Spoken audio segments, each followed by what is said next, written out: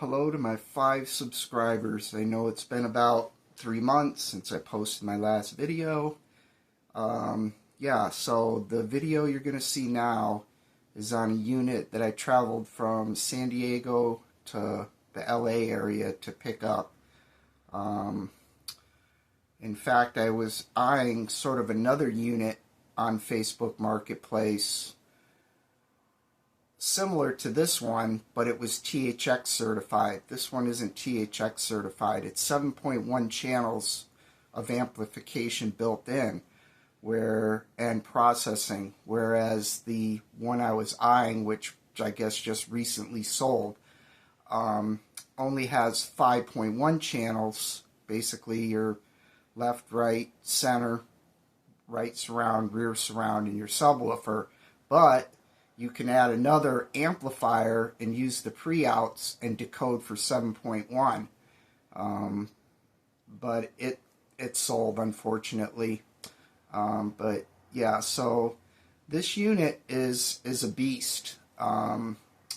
It weighs 70 pounds, and at this time it's been out of my main system for about a month. I took it out and replaced it with a amplifier from about 2017 or something, an Onkyo, which I'll be doing a comparison between that one, the Onkyo, and the one you're going to see in this video. I did sort of put them side by side so you can see the size difference and everything. But this Onkyo that I'm using right now, which is Onkyo, what is it? It's an RZ820, TX-RZ820. It's good. I'm enjoying it, and especially I'm probably going to do a video on my newest speakers that I have, and they sound great.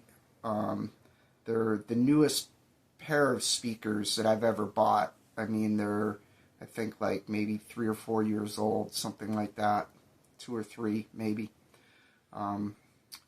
All the other speakers I have are, decades old. So, yeah, I hope you guys enjoy this video. Maybe share it with some of your friends, and also you'll see the name on my YouTube channel changed. I went from late boomer hi-fi, which meant, I was born during the end of the boomer era, like 1962, boomer era sort of ended in 1965, 1966. But I grew up in the 70s, so my channel is now called High Times Hi-Fi. And you might, if you're from that era, you might remember a magazine from that time, which I sort of took my inspiration from. But yeah, I hope you enjoy this video. Thank you. Alright, here it is. The Harman Kardon AVR7200. So I just purchased this off of Facebook Marketplace for $300. This is one of Harman Kardon's super AVR receivers from the early 2000s. 7.1. So it's got front left, front right, center, surround left, surround right, surround back right, and surround back left, in a subwoofer channel output. And as you can see right now, it's in standby. And in standby mode,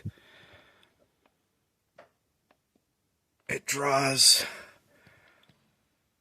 5.4 watts of power in standby.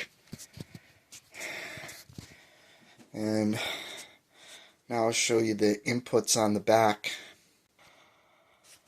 Alright, here's the inputs and outputs. So you got your speakers out, front right, surround right, surround back right, center, front left, surround back left, and then your subwoofer output here, your LFE channel. It also has a 8 direct channel input if you have like a DVD player that has pre-outs on it. You've got 2 coax ins, 2 opticals in, an optical out, coax out, and on the front you have a coax in and an optical in. Sort of strange to put it on the front. And this was manufactured in February of 2003. And what's funny about this is one of their premier receivers, and I'm surprised it doesn't have a phono preamp in it. But yeah, no phono preamp, so if you want to use a phono with this, you have to use like one of your audio inputs, video 3 or video 2 or video 1 or DVD, CD, tape, one of your analog inputs and that through a preamp, through a phono preamp to play a turntable. So now I'm going to show the inside of this, and one thing strange about this was I wasn't able to open it when I bought it, and the 2 main filter caps, the tops are sort of bulged out, but I think it's only a covering. I'm going to cut it off. I don't think the caps are bad, but we'll see. I'm going to cut them off and see what's underneath. Alright, so I'm actually going to turn this on to show you what I sort of like about this unit compared to other units that were made in the 2000s that were sort of black, just sort of black AV receivers. But when you turn it on, you get your green. You can see Harman Kardon does this nice green thing for your inputs and your DTS or Dolby Digital, your processing, and then you have your main display there. And the reason left and right are flashing is they flash like that until they actually receive an input signal if you're using an optical input. And here's the inside of the unit. And as you can see, here's your standby power supply right here.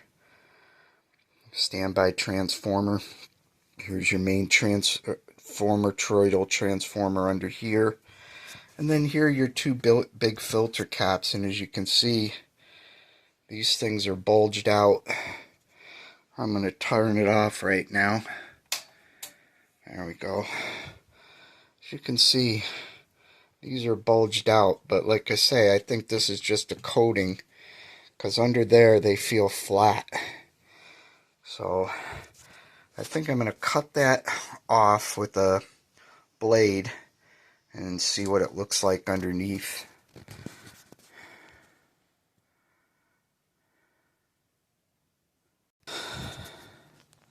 And just as I thought, here's the caps without that thing on, and these are nice and flat, so I don't think these caps are bad at all.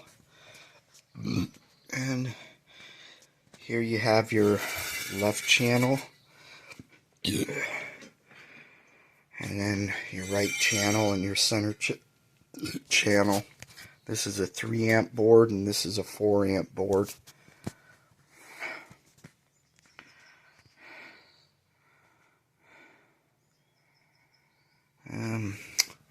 Service manual on this doesn't really show you how you should disassemble this or what